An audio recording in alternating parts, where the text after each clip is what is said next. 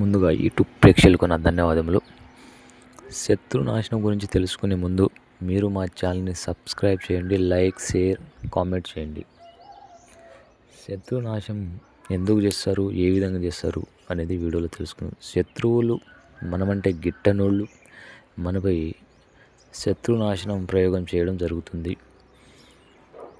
వాళ్ళని మన మీద వాళ్ళు ఎట్లా చేపించారో తిరిగి వాళ్ళ మీద రిటర్న్ మనం చేపిస్తే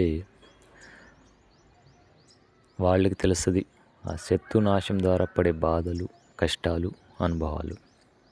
అదేవిధంగా శత్రునాశనం అయిన మనిషి ప్రశాంతంగా ఉండడు, ఇంట్లో సమస్యలు ఉంటాయి, ఎప్పుడు చూసినా ఒంటరిగా ఉంటాడు, ఏదో ఆలోచిస్తూ ఉంటాడు, ఎవరితో కలవకుండా ఉంటాడు, ఇంట్లో ఎప్పుడు చూసినా గొడవలు, సమస్యలు, చికాకులు, ఏ పని చేసినా పని కాకపోవడం, ఒకటి పని మొదలుపెట్టలే 4 పనులు అయిపోతున్నాయి, ఒక్క రూపాయి కూడా ఇంట్లో నిలవటం లేదు. శత్రునాశనం బారిన పడిన వాళ్ళు చాలామంది మరణం దాకా పోయి వచ్చిన వాళ్ళే ఉన్నారు. వాళ్ళ కోసం ప్రత్యేకంగా శత్రునాశన హోమం అనేది చేయడం జరుగుతుంది. మీరు శత్రువుల బారిన పడి ఉంటే స్క్రీన్పై ఉన్న నెంబర్ని కాల్ చేసి గురువుగారిని సంప్రదించండి.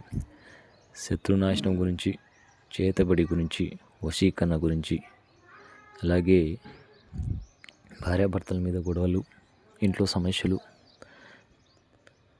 ఎక్కడ చేసినా ఎలాంటి ఫలితాలు రాకుండా చాలా చోట్ల చూపించి ఉంటారు. మీరు శివ కాశీనాథ్ గురువుగారిని సంప్రదించి మీ సమస్యలన్నీ సాల్వ్ చేసుకోండి.